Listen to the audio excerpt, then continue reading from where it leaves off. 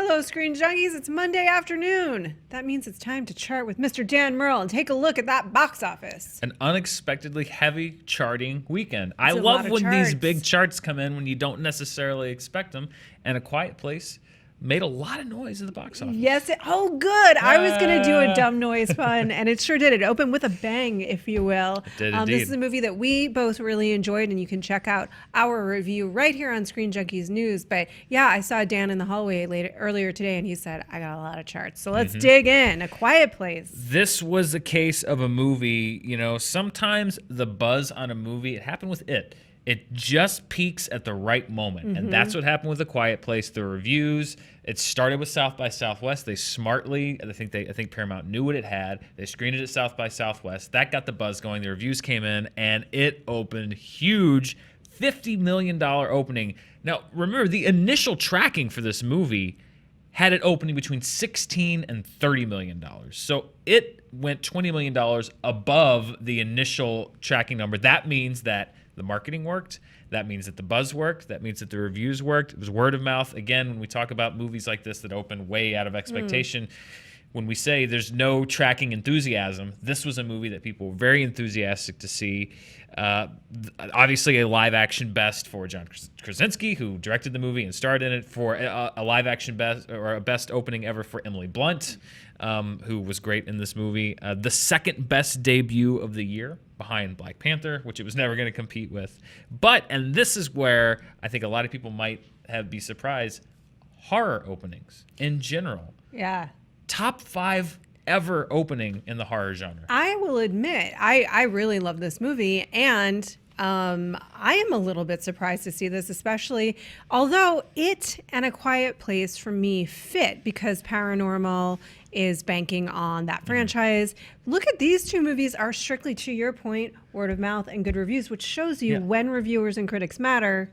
Sometimes we don't. Sometimes we don't. Sometimes we do. Yeah, and also I Am Legend, which is a movie that I didn't put Will on the Smith. list originally with Will Smith because when it opened, I'm like, I Am Legend. That's not. But then I went back and looked. It's categorized as a horror movie, just about everywhere you look. So that's on the list as the number 2 And opener. that's banking on the pure power of Will Smith. That was at peak Will. That was the power of Smith. Height of his powers. The height of his powers. Strangely, also all 3 of these movies made by either Paramount or Warner Brothers. So these are 2 studios that know how to make and open a horror movie. Also, 3 out of these 5, The Conjuring, A Quiet Place, Paranormal Activity 3, all had budgets under $20 million.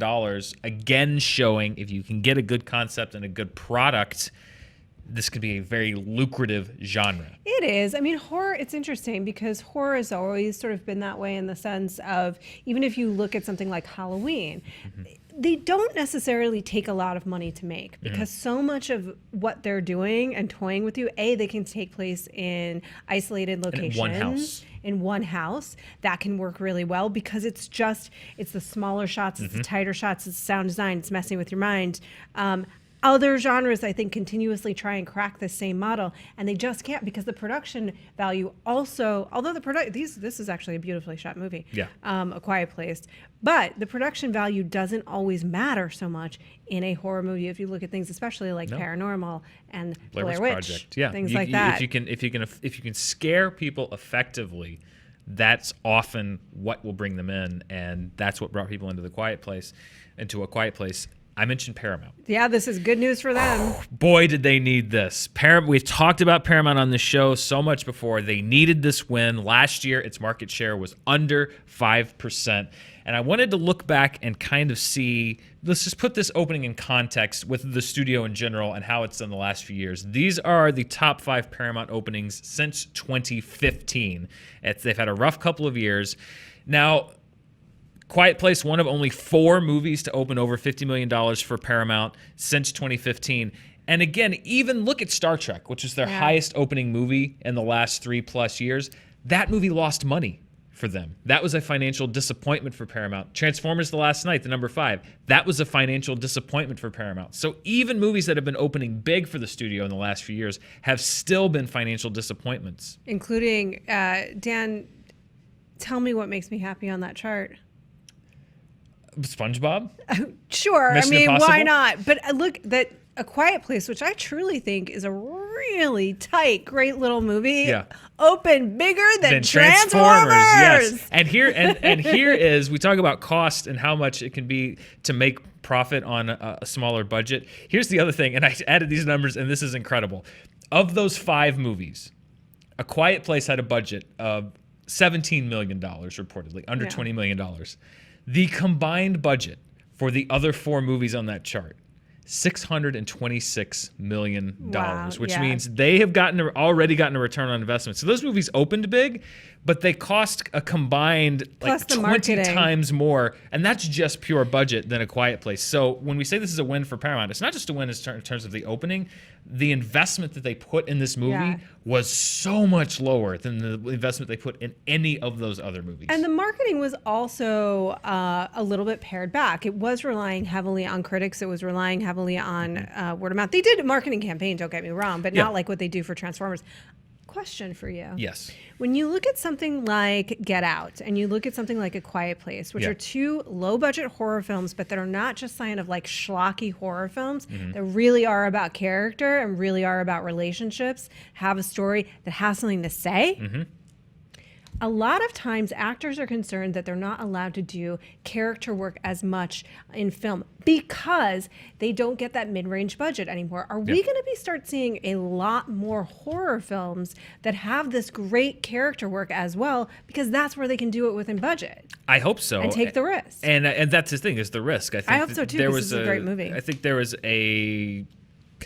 people had the notion that maybe horror is a genre movie, so you can't really go that deep. You can't really do that much. And I think we've seen in the last, which is a dumb idea, because things like There's The Exorcist, plenty. there's plenty that have done it. Shining. But again, conventional wisdom is oftentimes dumb. Repulsion. I mean, I'll name all of Hitchcock now. I hope that this is a signal, and it has been for the last couple of years, that the budget's not what's important. It's about character. It's about story. That's what audiences will go to see, and all of the woes of the theatrical market. Well, part of that is a self-inflicted wound by not making projects that are interesting, that are just meant to quote unquote make money, but then aren't making money. And this is a really clever movie. This is a really well-made film that does look good, even within its budget. I have so many good things to say about John Krasinski as a director, but Ready Player One, big director Spielberg, hanging in there, going back to the top 5. It held well in week 2. It opened a little bit higher than it's tracking last week. It dropped 41% in week 2.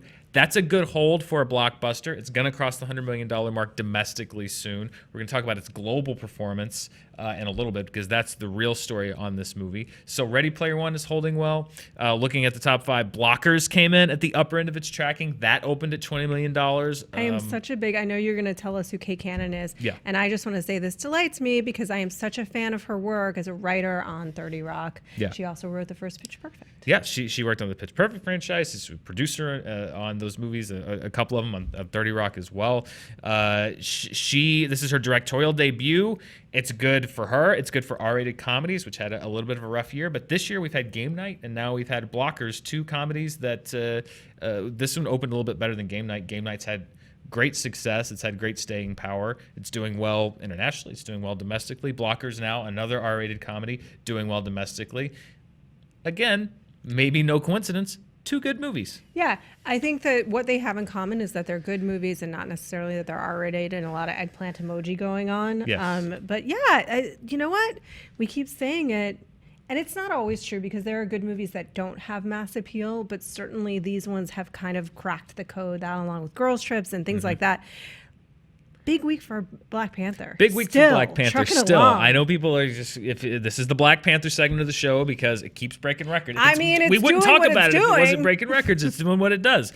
Black Panther dropped to number 4 on the domestic charts, but it made several noteworthy advances. First of all, it passed Frozen worldwide to become the 10th highest grossing movie of all time. It will soon pass The Last Jedi, and it will become the 9th highest grossing movie of all time. That is amazing to me on so many. First of all, I didn't think that anything could break the Frozen phenomenon except for Frozen 2. Frozen. Disney is diving in and just swimming around in that Scrooge McDuck money as we speak, Dan. $1.3 billion in Black Panther money. It's just remarkable and really exciting because it's a cool movie.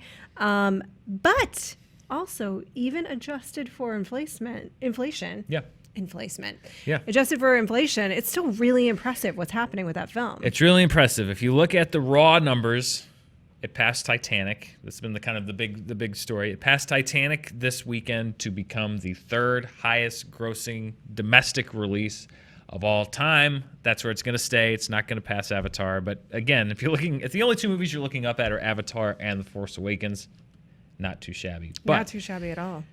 this has been people keep pushing back on this adjusted for inflation thing. And I think it's because a lot of people say like, well, it's not a one-to-one comparison because you adjust for inflation, but that doesn't adjust for the fact that people don't go to the movies as much. And I get that. I understand that. I can't adjust for a negative.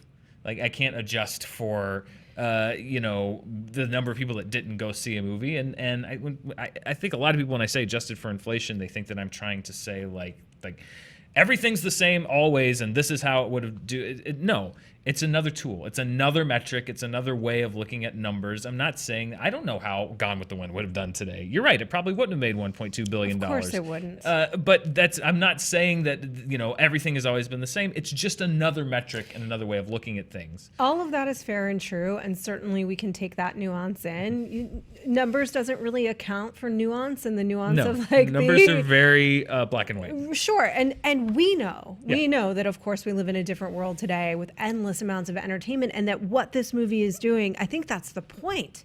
Is extraordinary. It's given all of those elements, given how much competition there is, given how hard it is to get butts in seat. Look what it's doing. Look what it's doing. So this is just another analytical tool. I'm not saying it's the definitive way to look at anything. It's just another way that I think puts it in a little bit of historical perspective in the sense of box office earnings. So having said that, let's look at where it landed on the adjusted for inflation list. As of now, it has passed Shrek 2. It has passed Ghostbusters. It is now the 34th highest grossing movie of all time, adjusted for inflation. It's behind Sleeping Beauty, The Jungle Book. Again, it's looking up at 33 other movies.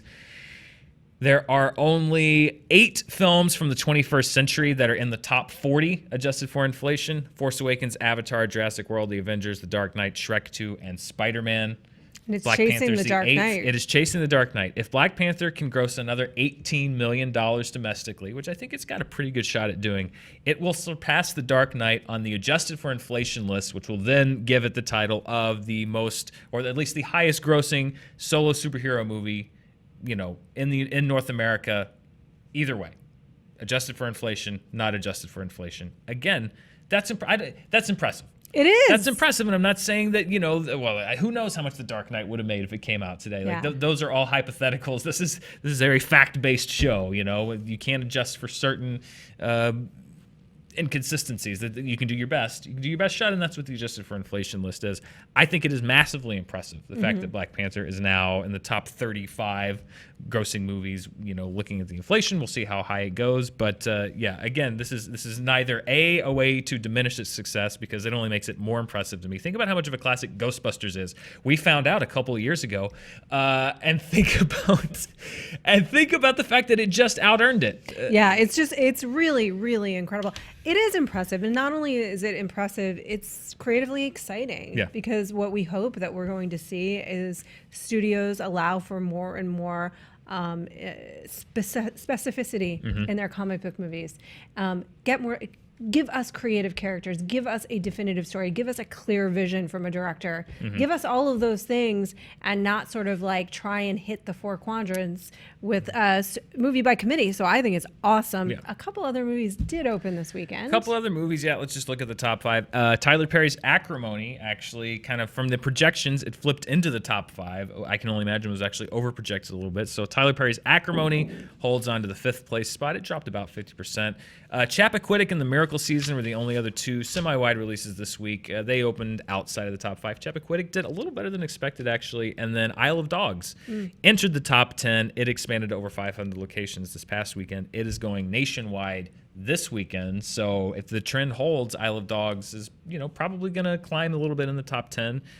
We'll see how it shakes out, what the interest is, if it can make a run at the top 5. But the limited release model has been working very well for that movie. It's seen its grosses expand, and we'll see how it does when most of the country gets a look at it this weekend.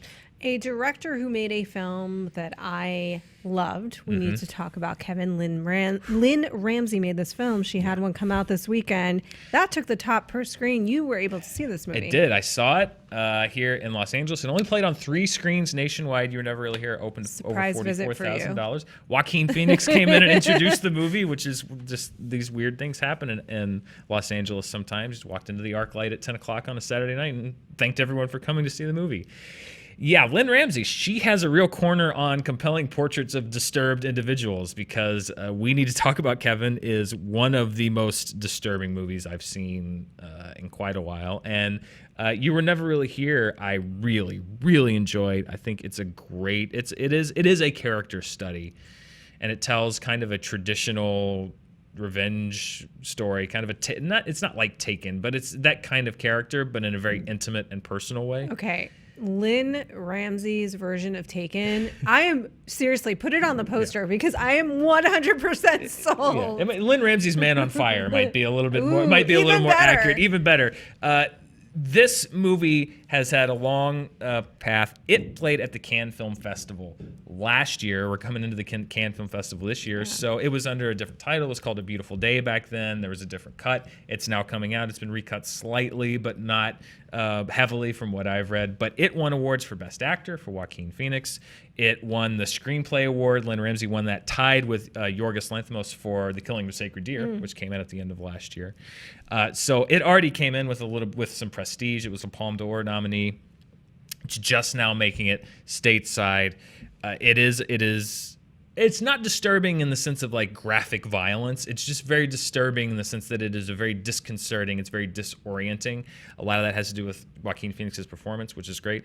A lot of that has to do with the direction and the sound design. The sound design in particular, I thought, was incredible in this film.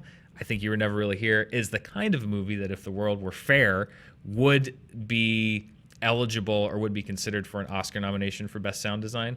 But it will never receive a sound mixing or sound editing award or nomination. A movie like that, I think if it sort of breaks out and becomes either a critical darling and or a surprise financial success, then it stands a chance. We need to talk about Kevin. I found very little violence in that movie that you see. It's everything that you feel about this kid, about their relationship, about who he is and what he does. This movie is very similar in that you are kind of left to put the pieces together, and the absence of that, you filling in the gaps, is a lot of where the disturbing part comes from, because your mind generally, we're all a little twisted inside. Yes, and we your are. mind can generally fill in those gaps in a much more disturbing way sometimes than they can show you. So it's not a movie. Back to horror movies. Which brings us back to horror movies. It's not a movie that I recommend for everyone, but it's a movie that I really enjoyed, and we'll see how it rolls out. I don't know if it's like Isle of Dogs, which is just going to roll out nationwide, but had a good debut. I'm sure it'll expand, and hopefully it'll play near you if you're interested in seeing it, because I would recommend it. I'm going to go see it based on your recommendation. Thank you. Let's look at the domestic box office and how it's tracking to date. Yeah, the domestic box office, Ready Player One is tracking. It's going to break $100 million here in a couple of days. It'll jump over 50 Shades Freed and Peter Rabbit to become the second highest grossing movie here in the U.S. Wrinkle in Time is still struggling to cross that $100 million domestic mark.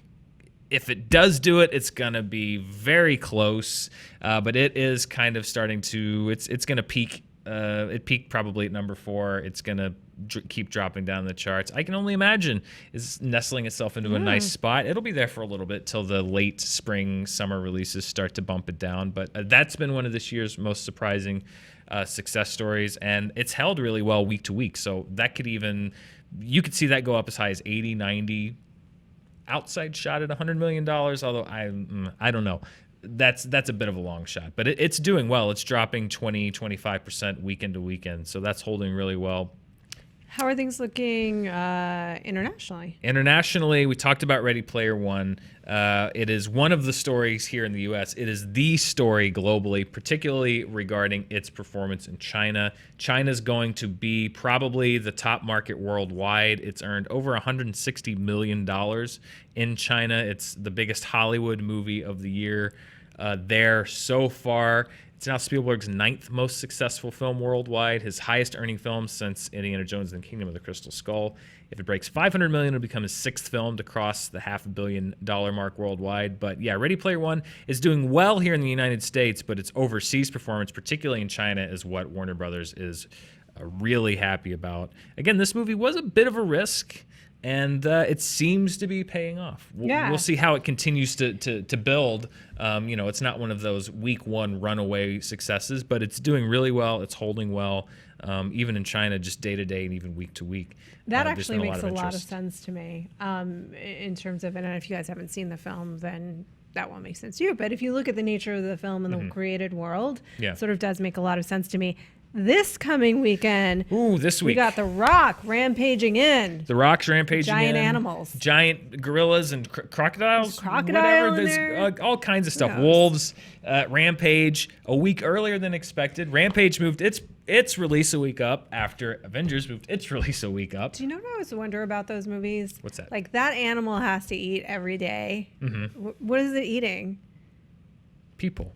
Okay. Apparently. I don't know. I played Rampage, and I just remember a lot of this and a lot of shooting. But even people are too small. It would have to eat a village. It would have to eat a large village. I don't know. We'll have to. I don't know how long they were big. Find out. This movie has so many questions that I need answered for me. Rampage opens on almost 4,000 screens. The newest Blumhouse movie, Truth or Dare, opens on over 3,000 screens. I think we're going to have a review of both of those movies right here on Screen Junkies News this week. We're seeing them both in the next couple days, so watch for that. And also, there are 2 movies getting a little more of a limited release. Sergeant Stubby, an American Hero. It's an animated film. That's coming out. Neon's Borg versus McEnroe with Shia LaBeouf is coming out. That's getting a bit of a smaller release. I just pure curiosity might drive me to that one. And as I mentioned, Isle of Dogs opening nationwide, so you should be able to find that near you if it's not. And we'll see how it goes. Latest tracking on Rampage has it opening around $35 million, which is right around where Central Intelligence and Jumanji open. Of course, Jumanji, its story was, and I don't think I've said it yet this episode, its legs. But eat an apple. Rampage is not going to have that same amount of legs because there's a little movie coming out in a couple of weeks that might cut the legs off. You think so? You think Infinity War might get in Rampage's way? I think Infinity War might cut into Rampage's market share just a little bit. The other thing is, like, the early buzz on Rampage is just not that strong. Jumanji was a movie that critics liked, that audiences liked. It came out at a great time for a family film. It was a phenomenon. We'll see. It's the power of The Rock, though. It's the power of The Rock. He seems unstoppable right now. Again, like I mentioned last week, it is the unstoppable force versus the immovable object. It is Dwayne The Rock Johnson versus the video game movie Curse. We'll see. Which one will budge? We'll find out next week. We'll find out next week. And how does Quiet Place hold up? It got great audience scores. Did they all go see it this weekend? I don't know. Or is there a little pocket left that's going to go next week? Would the craziest twist be if A Quiet Place stays in that spot and The Rock doesn't take it down? I think it's almost impossible, but that would be a pretty crazy twist, both in the small percentage drop that A Quiet Place. It would have to hold it like 80%, which is almost unheard of. Yeah, and Rampage would have to severely underperform. Although that's happened to a lot of movies this year. So you never know. You never know, but that would be quite a surprise. Yeah. But we will be here next week to unpack all of those things for the weekly box office report. Charting was Mr. Dan Murrell. I love those charts. My pleasure. I love making them. Yeah. Thank you guys for joining us today. We will see you next week.